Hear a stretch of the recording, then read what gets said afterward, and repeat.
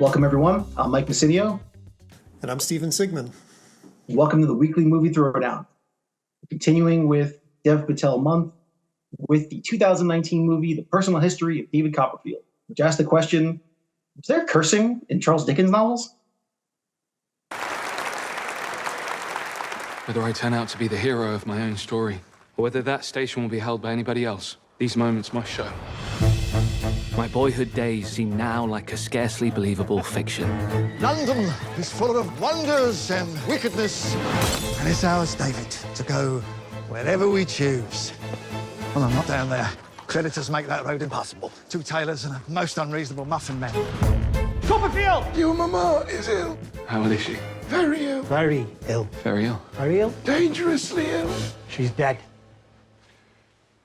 We're very sorry. I'm David Copperfield. I'm your nephew. You're the only family I have. What do we do with him? If I were you, I'd wash him. Oh, donkeys! This is a donkey-free zone! Move it! You're a remarkable woman. Very kind. You had nothing, then you had something, and now you got nothing again. So stands to right you'll have something again. You were staring. Is there something wrong with me? No, I apologize for my rudeness. Think nothing of it, sir. He speaks very well. It was actually me. Hey, Romeo, do some work. Oh, good morning! You know what I want? A straitjacket, a husband?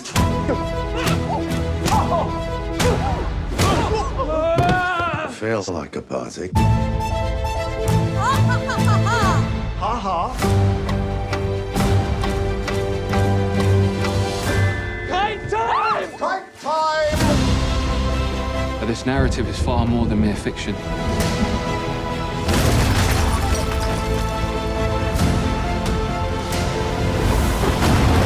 It is, in fact, written memory.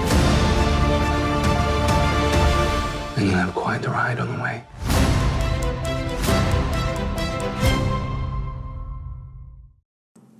All right. Right off the bat, I'll say that any friends I have who are listening to this know that I'm kind of squirming because I am not a fan of period pieces.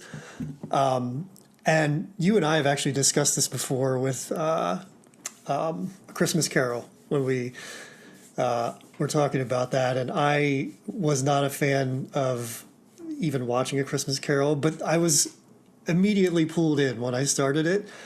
And I loved it. And pretty much the same thing here. I'm so resistant to these things, but they always get me. And this one was super fun because it's very contemporary in its telling of the story from, what is it, the 1800s, 1700s? I don't know. Yeah.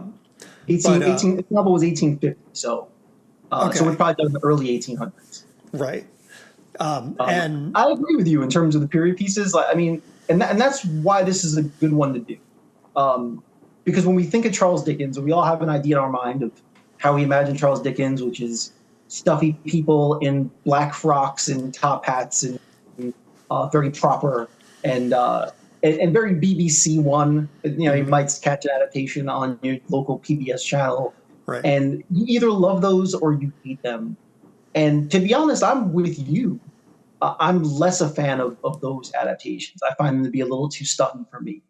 And that's what's so refreshing about this, is that unlike the adaptation of Great Expectations, remember that one from the late 90s that had Ethan Hawke and Gwyneth Paltrow? Yeah, I was actually going to talk about that. Rather than updating it in a modern way, which is something you can try to do. And that one, you know, depending on how you feel about it, it looked beautiful. I thought it was very empty. I wasn't a huge fan of that movie. It's not always going to work. What Iannucci did here was he kept the time period, kept it extremely British, but went out of his way to make sure that the actors understood that they were not acting in a period drama, to not talk in the way they were supposed to talk. And I read something where he mentioned this, that when they first started filming, you know, they got their backs up and they spoke very proper. And he basically told them, stop, please do not speak that way. Just talk like you would talk. The dialogue is rooted in the 1800s, but don't speak it as if we're in a proper English manner. And it makes all the difference. It allows it to be so much more accessible, I think, to a modern moviegoer. Yeah, and that's kind of how it can go, right? You can either take one of these things and make it modern back in that day, or you can bring that day up to a modern setting like Cuarón did in Great Expectations. And it goes both ways. And this one actually kind of comes at a time when these were popular. The Man Who Invented Christmas came out in 2017, which is a story of Charles Dickens. I think Dan Stevens plays him in that. And then 2018, Yorgos Lanthimos releases The Favorite, which kind of has a similar look to it, a similar time. And then this year, 2020, Emma comes out, the Anya Taylor-Joy Autumn de Wilde film. And it, very much like this, kind of contemporary set in that time. That does seem to work better than the way Cuarón did it with Great Expectations. But I do think that this owes a lot to that film. That kind of started like a modernization of Dickens, I think, and these period pieces with like color and vision. And that's really an excellent comes point. in here. Yeah, I think that's a great point. That I think that's what that may open the door, or at least given a window into how to go about doing this, and allowing it to stay British and stay period, but just make it a little more modern that allows people to come into it. Because I guess now's a good time to talk about, the adaptation that a lot of people know, or at least British people would know, is there was an adaptation of this in the 90s. Was it the late 90s? With Daniel Radcliffe playing the young David Copperfield. Yeah, 98, I think. Yeah, and that was a huge BBC One adaptation. There's 2 parts, super long. It's exactly what you would expect when you're getting something like this. The cool thing about it was it has Daniel Radcliffe as the young David Copperfield, and the character of Aunt Betsy is actually played by Maggie Smith. So, we get that Harry Potter, pre-Harry Potter partnership. And there are a few other people in the movie that are actually in Harry Potter. If you go online, you can see someone put clips together of everyone from the Harry Potter films in scenes with Daniel Radcliffe in that adaptation, which is kind of fun. But and it's also got Bob Hoskins is actually in it as well, Right. who I'm a big fan of. So Yeah. it's but that's exactly what we're talking about when we think about Dickens. And those adaptations tend to leave me cold.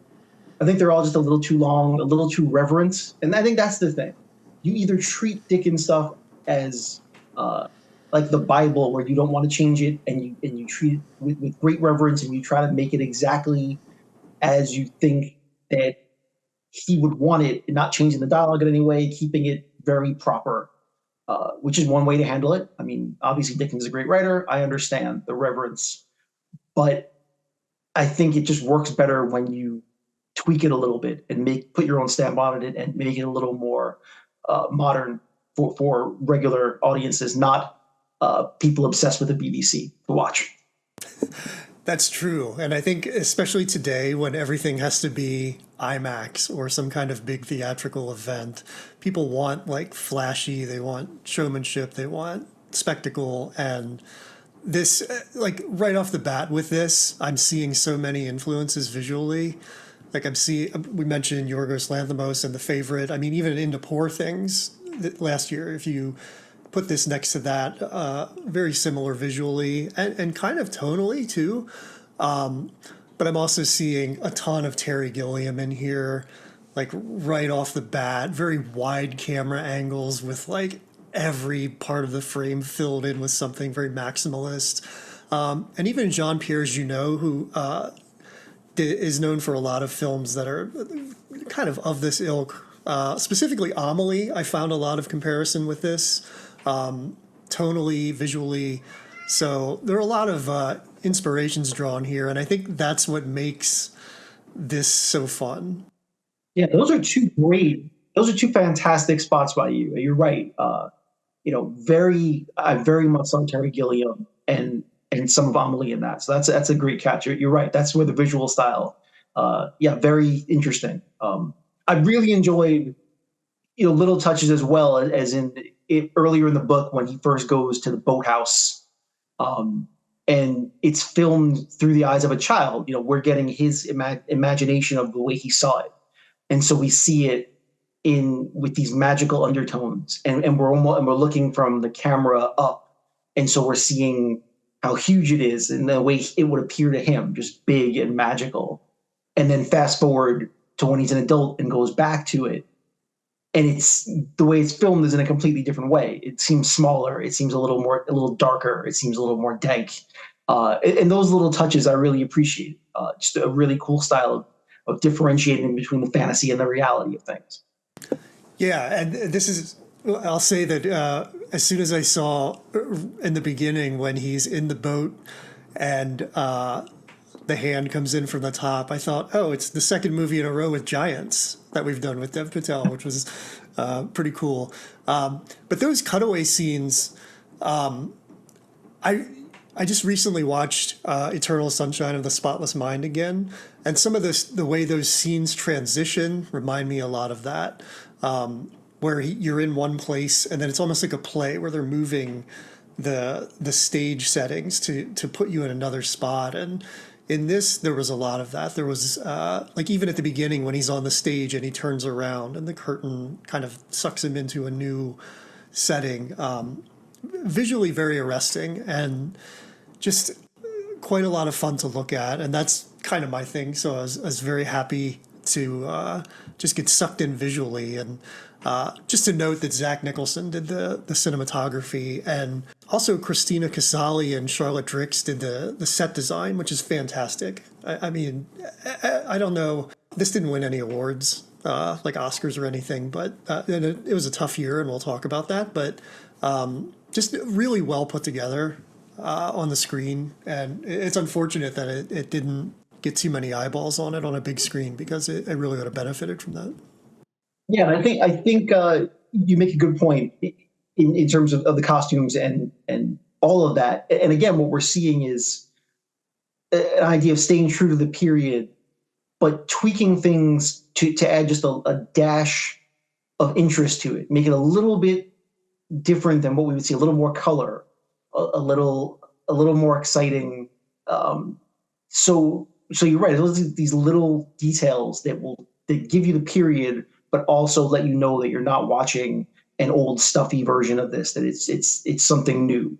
And all of that's done through the costumes and the set design and all of those little things make you realize that you're seeing something a little different than what you might be used to seeing for this. And I think that this was a great idea to adopt this story, because it hadn't been done on film in movie version in 70 years, which we'll talk about later, the original adaptation.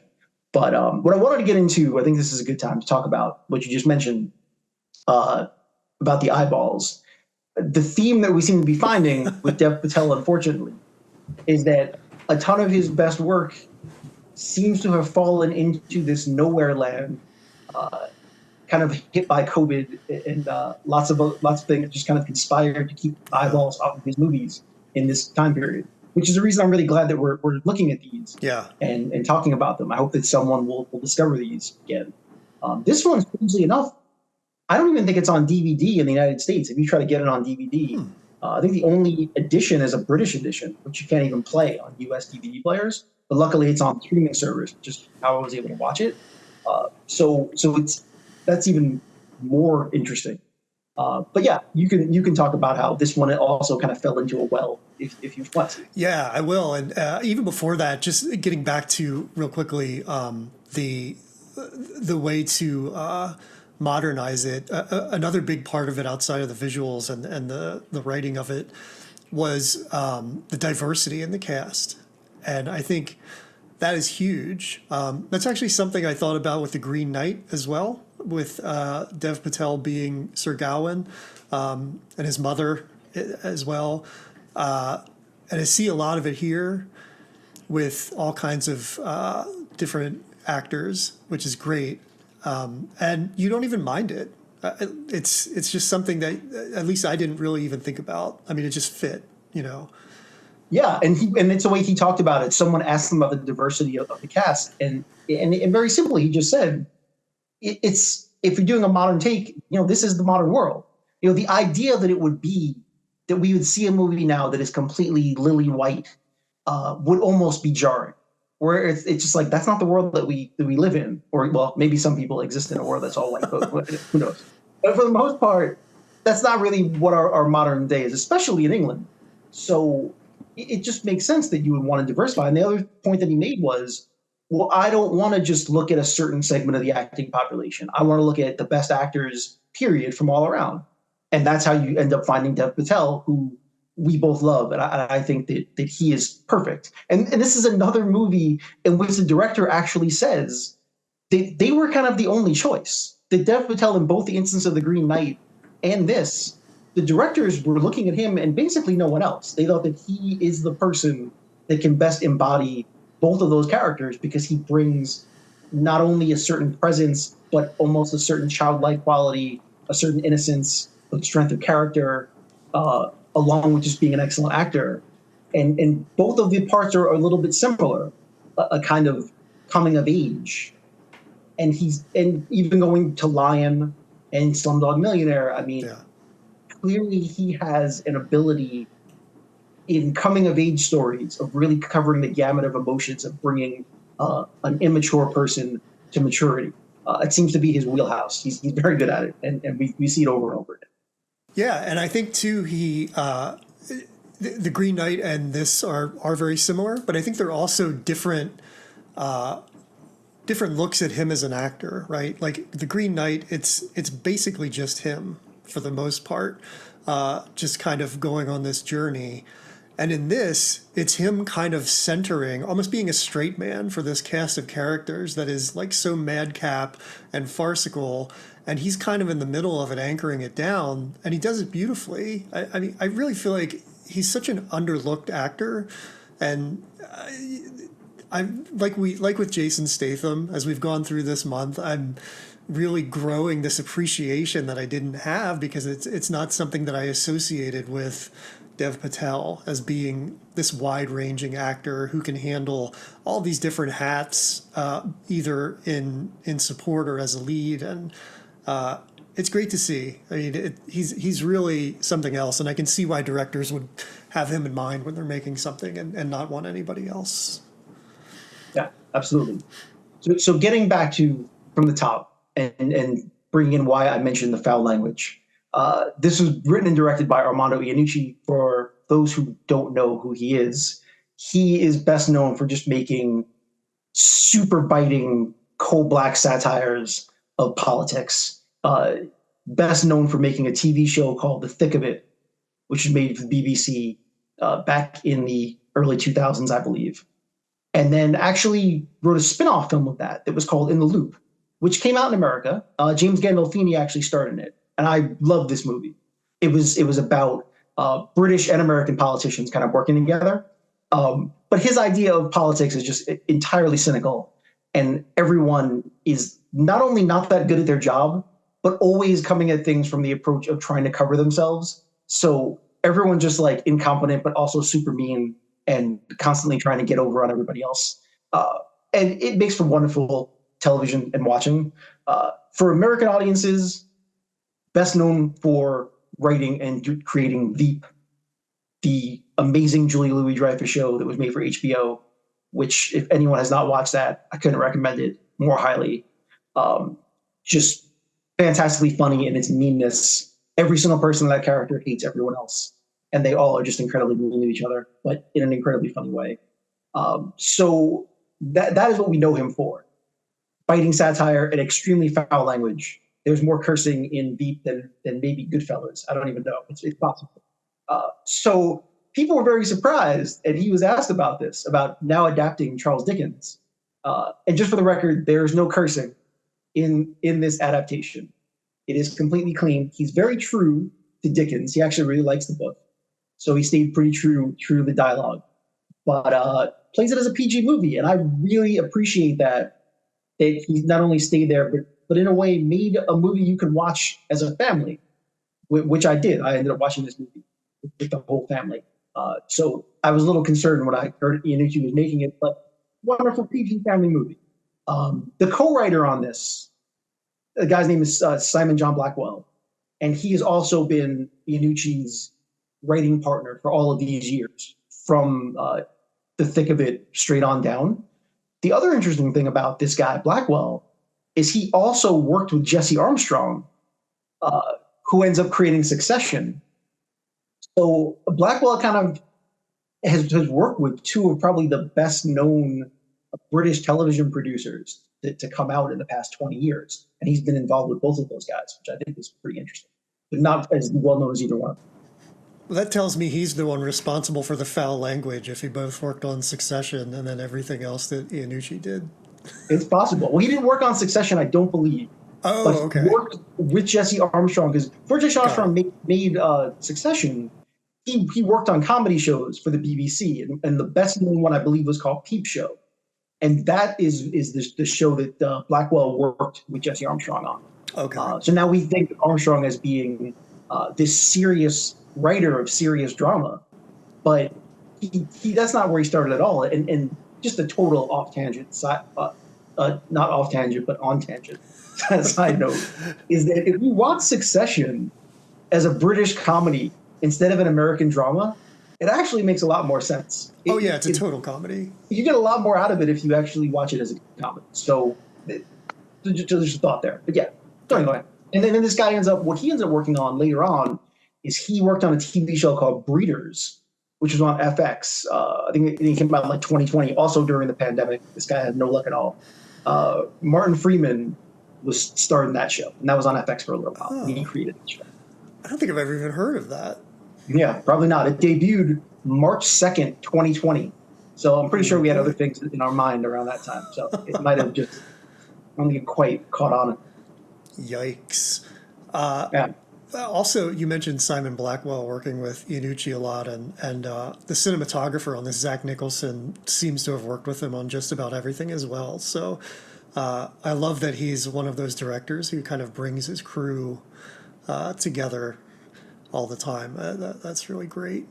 But yeah, this was a COVID film, and not a lot of people going to the movies. I think this came out in August of 2020.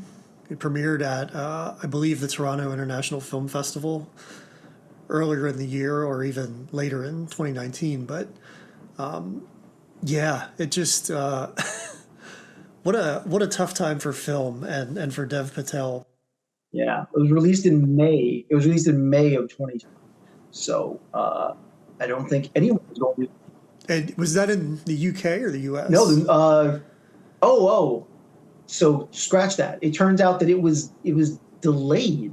It was supposed to come out in May, and it got delayed because of COVID. Right. And then it ended up being released in August of 2020. People still weren't going to movies then. No, and we'll get into the box office numbers later, and you'll see that people definitely were not going to the movies then because it's dismal. I don't even know how people would have seen this. I can't remember movie theaters even being open in August of 2020, but I guess I wasn't paying very much attention to it. No. It's very much like that tree falling on the forest thing. If a movie's released in a theater that's not open, does it actually make a sound? Does Dev Patel actually act? Yeah, but just to get back to the cast, we talked about the diversity of it, but it does have some British standouts too, like Hugh Laurie and Tilda Swinton, and Ben Whishaw is fantastic as Uriah Heep. As he is in everything. But actually, I'll jump back 1 second. We were talking about Iannucci. Yeah. And that's kind of why I brought it up, is you were talking about the tone of the movie being more of a comedy, right, almost slapstick in certain ways. And that also is Iannucci's style of both Veep and The Thick of It, all of those. They move very, very fast. Yeah. And dialogue is fast, they move fast. The comedy is coming at you from all angles in terms of words, like an avalanche of words. Right. And that is how this is portrayed as well. When people are talking fast and moving fast, goes fast, and you need actors who can keep up with it and also be funny. And the performances in this are really what drive it home. It's just a high quality stable of British actors who are totally game for the absurdity that this take has. Right. Yeah, the pace of it, it almost feels like one big walk and talk. Like it's just always on the move, and like things are coming and going. And if I had a ding for it, that would be it, because I feel like the pace is so fast. I mean, this is like a 700 page book, and the pace of this 900 page book, and you know, to fit that into 2 hours is a lot. And they, from what I've read, they do a good job of it, but some things go very quickly, and I had to rewind a couple times just to get a sense of what was happening. It fits and it's fine, but for me, like the pace, it could have slowed down a little bit here and there just to kind of, in my opinion, like just explain things a little more. So my one complaint, if I'm gonna, you know, as I'm watching this more critically, if I have one problem with it, it's the opening that tends to move a little too fast, where it's almost assumes that you have a certain touchstone about the story, because the way it introduces the Aunt Betsy character at the very beginning when he's born, where she comes in, and she expects it to be a girl, finds out it's not a girl, and leaves.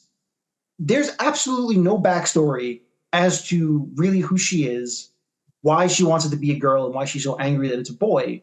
And then also why, after everything that happens, she never tries to find him or claim him or anything till he shows up on her doorstep. Like, that whole sequence feels confusing to someone coming in completely cold without any knowledge of the story.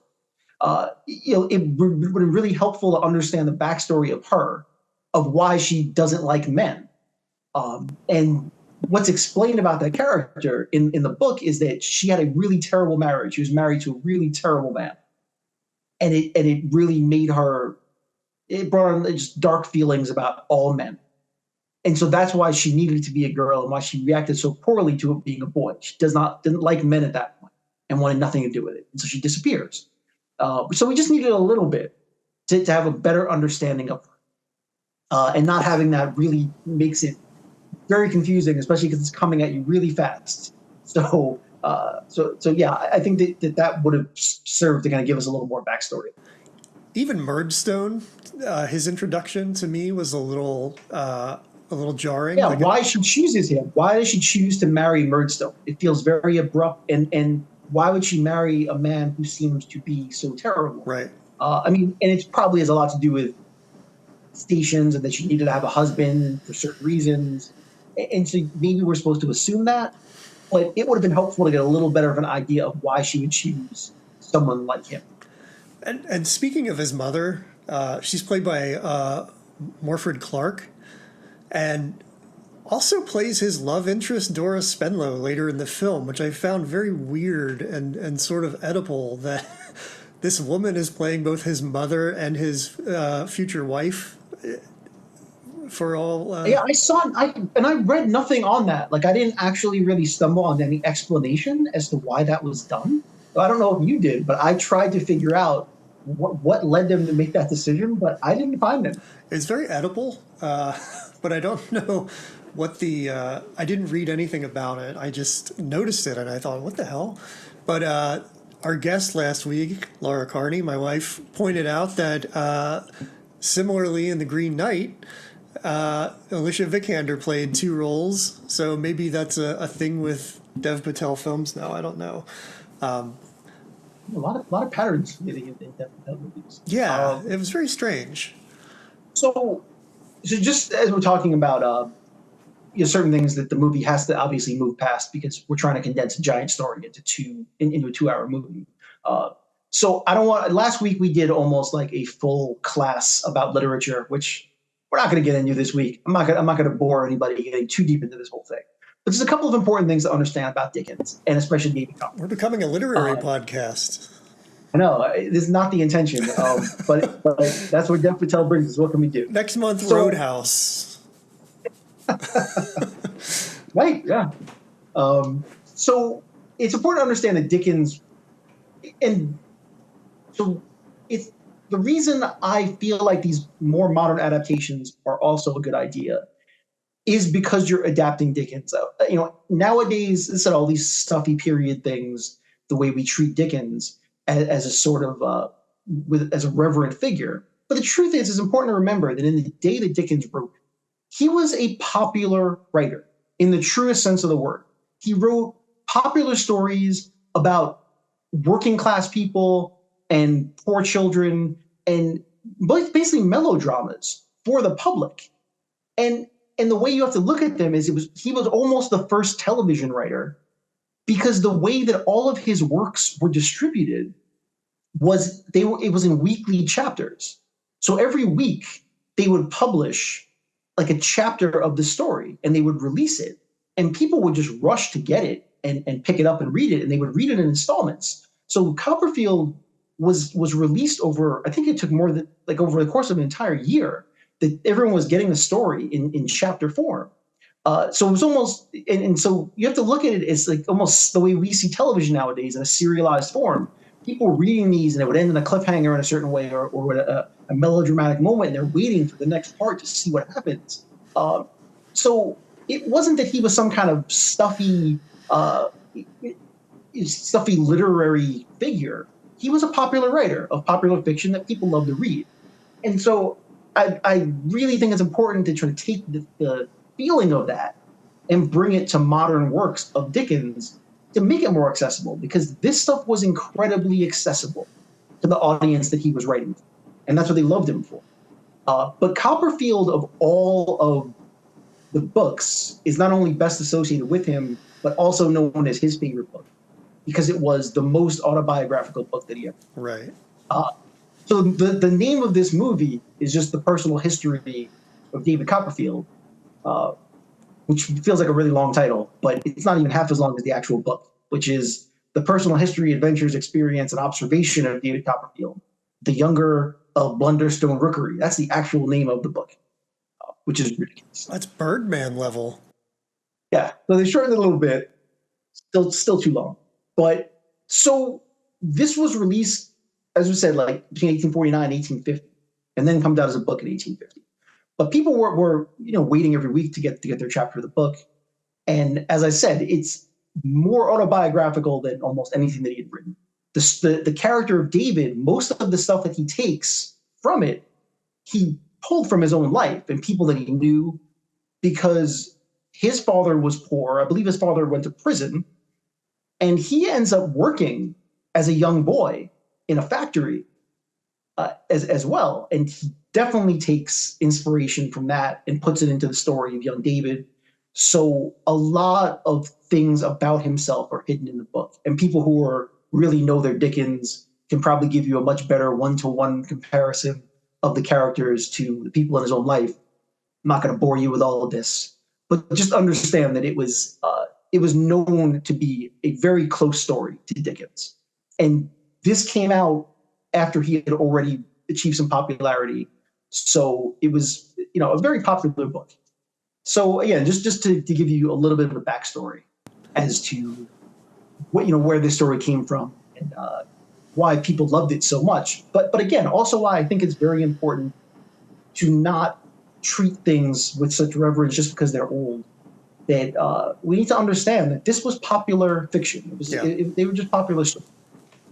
Could you imagine anything taking 52 weeks to run as a story today?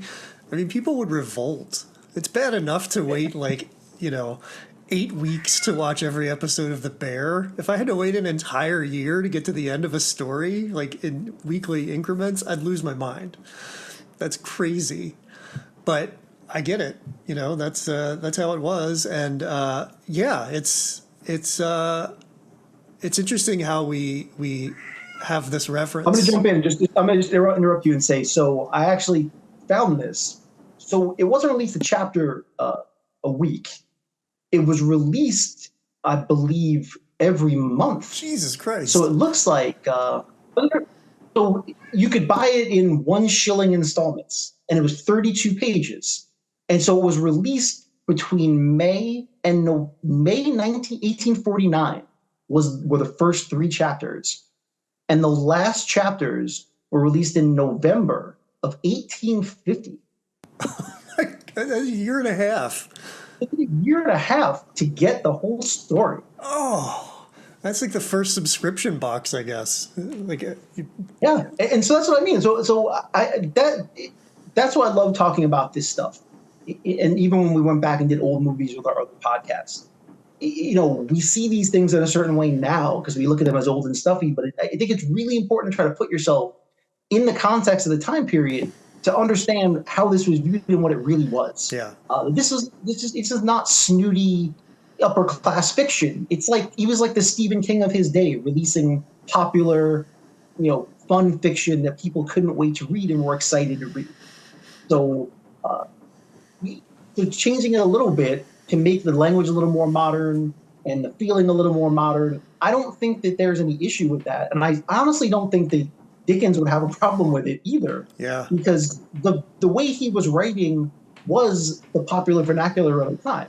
So it wasn't like he was writing period drama. It wasn't period. It was just, that was the reality of it. Right. Well, then I guess this kind of wave of contemporary period pieces is sort of more on par with how it was at the time, and good. I would like to think so, yeah. And that will actually play into the box office numbers a little bit later, but they really seem to be hitting. I mean, when you look at everything from Emma to Poor Things to The Favorite, all the things we mentioned earlier, I mean, these are things that are very well received. So they're doing something right. I mean, there must be some sort of market for them. And, I haven't put like the Rotten Tomatoes critics ratings of this film up against, like the original David Copperfield, but I don't know. I mean, there probably aren't too many reviews for the 1935 film, but let's talk about that one. Yeah, I would love to. So real quick, again, this is not a history podcast. Stephen and I did a lot of old movies in our previous podcast when we did Oscar movies. So the original version of David Copperfield came out in 1935. So we're talking 80 years since there was an actual movie adaptation of David Copperfield, the BBC miniseries notwithstanding. And this is a fascinating movie to talk about if you're a fan of movie history or old movies, which we are. So this one came out in 35, was directed by George Cukor, produced by Selznick, who obviously was huge at the time. Selznick ends up producing Gone with the Wind and all of that. So, and they treated it with a great reverence. Again, using that word reverence. So they loved the book itself and they wanted to do right by it. And so they pulled out all the stops in this adaptation. If you're looking at the cast, I mean, it's just a great cast for the 30s. And the casting of W.C. Fields is kind of amazing. It's almost perfect casting for this movie. Who did he play? He ends up playing. Let's start. Is it Micawber? Right. He plays Micawber. So he plays the character, the poor man they end up living with. And by the way, just real quick, Peter Capaldi as Micawber in this version we looked at is fantastic. He's wonderful. He is so he really is. Yeah. But and that's funny that you knew immediately who W.C. Fields would play. And that's right, spot on. Because if you know Fields at all, it's almost as if this part was made for him. But this is one of the few movies he didn't even ad-lib. He just read the script as is because even he loved the original story. So he played it as W.C. Fields, which is all he can do. But he didn't really mess around with it at all. But the casting is almost perfect. I mean, so you have Lionel Barrymore is in this one. Frank Lawton is in it. You've got Maureen O'Sullivan is in it. But I have to pause and talk about, when we talk about perfect casting, Edna Mae Oliver actually plays Betsy Trotwood. And for anyone, the 7 people that listen to our other podcast, where we discussed the 1940 Oscars, and she was in Drumline on the Mohawk, 1939 movie directed by John Ford. One of my favorite parts of all time. The only reason I think that she lost Best Supporting Actress is because she went up against the juggernaut that was Gone with the Wind. So, she ends up losing to Hattie McDaniel. No issues there. Perfectly fine to lose to Hattie McDaniel if you can lose to somebody. But it's one of my favorite parts of all time. And if you know of her at all, the thought of her playing Aunt Betsy could not be better casting, and she's fantastic. So I don't think it will fly anymore with modern audiences. I mean, obviously it was made in the mid-30s. It's an old-looking movie, and they treat the period exactly as it was, so it's pretty stuffy. But also very funnier than you would think. And I recommend people go check it out if they like old movies at all, because I enjoyed it. I think it's pretty fun. Yeah. That makes me think Tilda Swinton is, I haven't seen it, but it makes me think she's doing just like an Edna May Oliver impression. Right, now that I've shared that with you, it does almost feel that way. Yep. But she definitely brings her own spin to it a little bit. Right. But yeah, so Edna May Oliver was really good at playing tough old broads back in the 30s. She's my favorite, so. That's pretty great. And it makes sense that there would be reverence for keeping it similar to the book in 1935, right? Because it's like the beginning. Yeah, exactly. Because it was the first screen adaptation ever of David Copperfield. So they took it very seriously and wanted to give the people who loved it, because at the time it wasn't that old. So they wanted to make sure that people who loved it got what they wanted from it. But even then, I mean, they shortened the movie. They shortened it into a 2-hour movie or so, cut out a lot of things. And that's what's important to discuss here. The important thing when making a movie isn't just what you put in, but what you take out. And clearly when you're dealing with a book this long, there's tons of things that are missing, characters, plot points, lots of things. But don't really care. You want to read the book, you read the book. You want to see a movie, you're watching a movie. And I thought the movie gave us more than enough other than lacking backstory of Aunt Betsy's character. Other than that, pretty easy to follow. I got everything that I needed from it in a 2-hour movie, and I really enjoyed it. I don't think I'd want it to be longer than it was, because I don't think it needs to be. And the tone of this movie, I like the breeziness of it. I didn't need to stay there all that long. Comes in, gives us a nice little story, gets out, and I think it's the perfect amount of time. I felt like the tone worked really well with the pace of it. But there were a few instances where I felt like the tone could have shifted a little bit, maybe to put a little more weight on things. I'm thinking in particular of when he's told his mother dies, right? Like it's still farcical. Like it's still kind of funny when he goes and breaks everything, and it just feels like I love the tone of it. And like I said, it reminds me a lot of Amelie, like the sort of ebullient in the way it tells the story.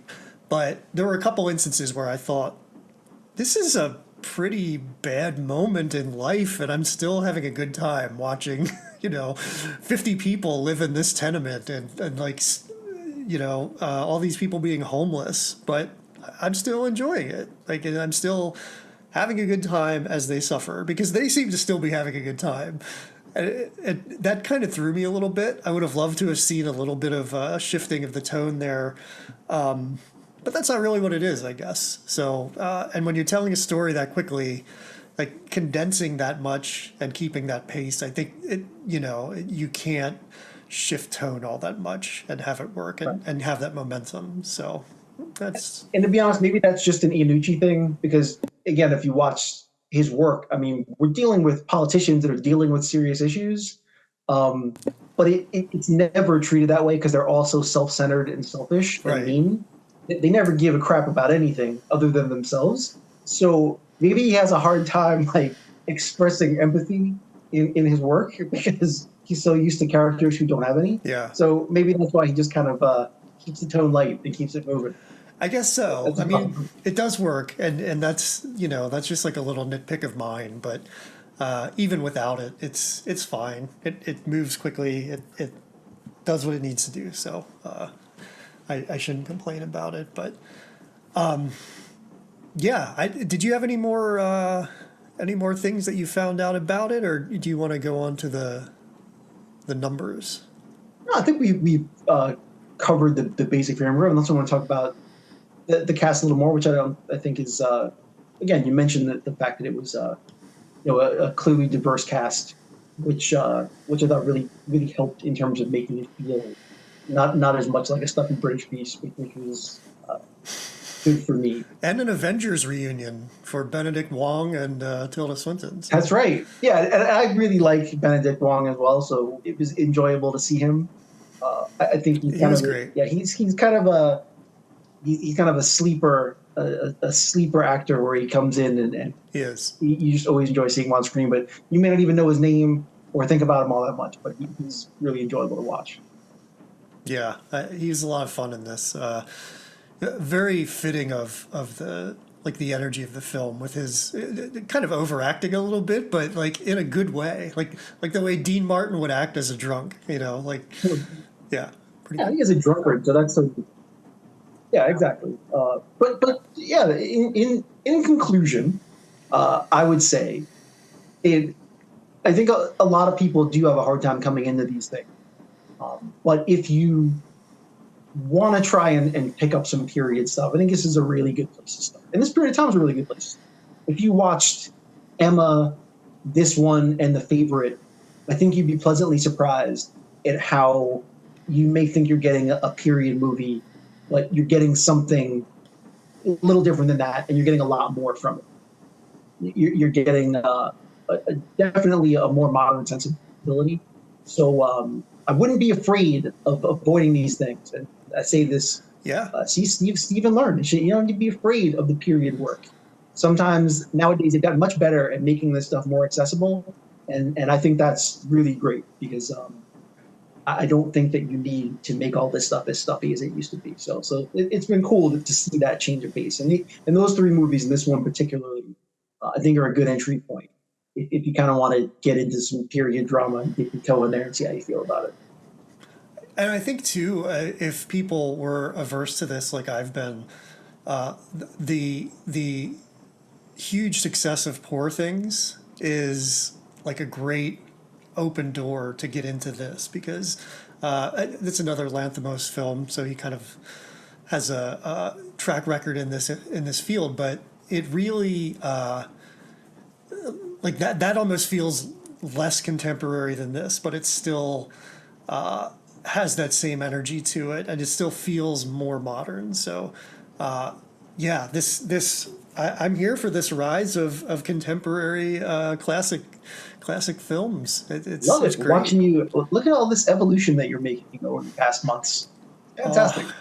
Kicking and screaming, I go into this, and I'm always that's the story of my life. I still have not come around to pastoral horror, though. To be honest, still not getting there. But I'm going to evolve myself. But I'm still not there. Well, we'll see how October goes. Yeah, all right. Well, let's check out how this did at the box office because it was a tough time, as we mentioned. COVID, like right in the heart of COVID too. Just August 2020. Really, really bad time for film. Also very divisive film, and that might be because I think people didn't see this on the big screen. But the critic score on Rotten Tomatoes is a 92%, which is fantastic. Audience score 54, so much lower than the critics. So maybe people aren't as open to period pieces as we think, even if they are modernized. But I am a little surprised by that because I do think it's a fun movie. Although I will say, having watched this with my family, and particularly my kids, who one, I don't want to make this a literary podcast. I also want to make this podcast about my kids, believe me. But I will say that watching things with them and seeing it with them is instructive in a lot of ways. And they had a bit of a hard time with it. Did they? Okay. Because even though the movie, look, because the dialogue was really rapid and it's very British. Let's not kid ourselves. Very British. They speak very British. They use a lot of British words, slang, and so I think that they had a hard time with that. So there were certain things that they missed. And of course, it's moving very quickly. So I can see a certain segment of moviegoers just feeling like they can't really get a handle on exactly what's happening. And it's moving a little too fast for them. And feeling like all this British talk is a bit too much, which it was for my kids. Yeah. So that may have something to do with it. Well, I also think it's, as I mentioned, like this is such a visual film. I think not seeing it on a big screen really has it at a disadvantage because, you know, I watched it on my TV, which is a decent size, but I just kept thinking, like, on a big screen, this would look amazing. I mean, this would be a great candidate for IMAX, like basically everything is now, but just because there's so much in the frame of like every shot of this film, and there's a lot of CGI in the background that is actually pretty well done. I thought they were matte paintings for a few of the wider shots, but nonetheless, I think seeing this on a big screen would make a difference. And I bet if it had a wider release at a time when people weren't going to die by going to the movies, it would have had a higher audience rating. But that's pure speculation. I don't know. Maybe people just aren't as into it as we hope they are. But so the budget for this film is $15.6 million. Sadly, it did not make that back.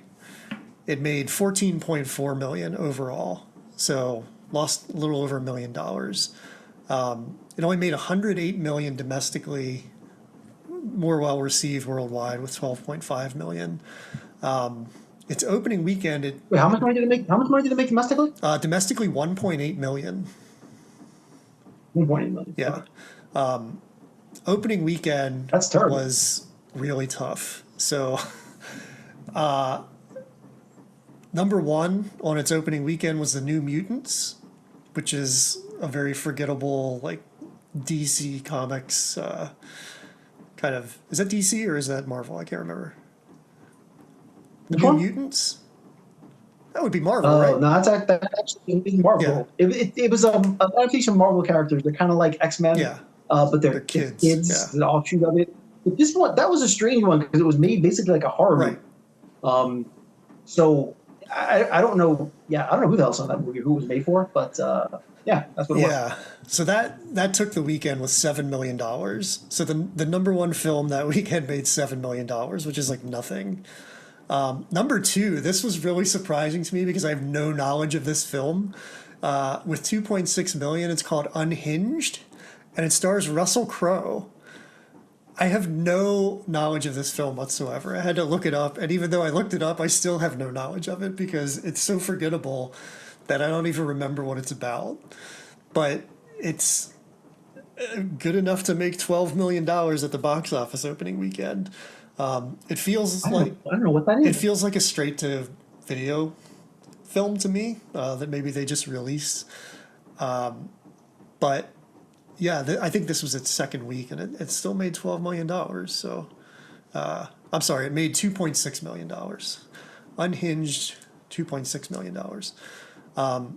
Number three at the box office, it had been out for a few weeks, but I'm still a little surprised by this, Tenet, which was kind of the big controversy of the COVID time with releasing films in theaters. It made $1.7 million. Very happy. So I just want to talk about Tenet real quick for 1 second. Re-released. In movie history, Tenet will be well remembered because it's the reason that Warner Brothers Pictures does not have Oppenheimer, which we just won the Oscar for Best Picture. So because they handled Tenet so poorly, he wanted a theater release, and then they dropped all the movies on HBO Max, and it was a whole thing. And he basically cut ties with Warner Brothers because of how they handled Tenet. Right. So Oppenheimer ends up being the first movie he does. I think he does with Universal that he doesn't do with Warner Brothers, and it's the next movie he makes that ends up winning the Oscar. So I can only imagine how Warner Brothers feels about the fact that they screwed up Tenet and ends up costing them an Oscar winner. So 30 years from now, it'll be a trivia question or something. Just remember that Tenet is really important for that reason. It's maybe the first or in the middle of a long line of bad decisions that Warner Brothers has made over the past 5 years.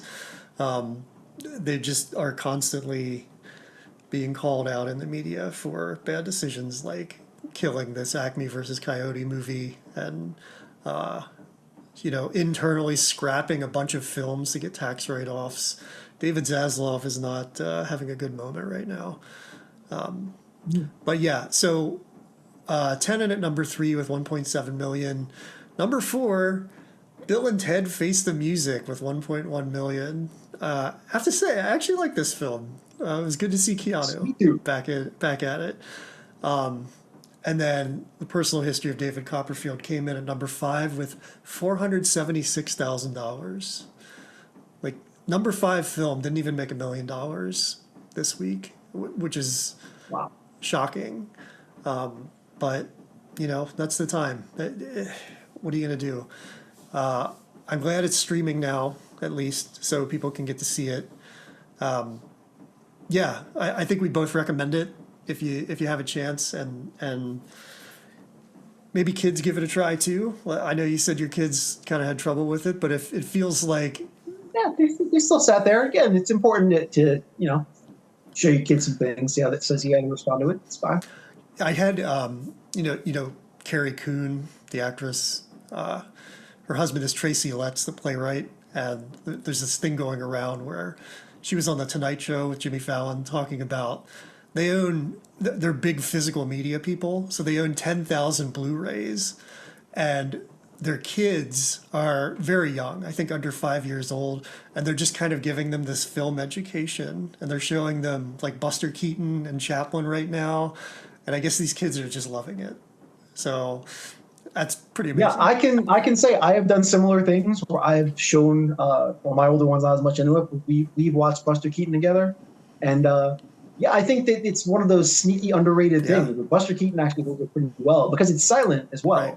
So you don't get kind of like that weird stuffiness that you might get with movies with dialogue from the 30s. But it's so you're just kind of watching it silently, and it's very funny and it's really cool to see. I mean, those Buster Keaton shorts are great. He did some amazing work.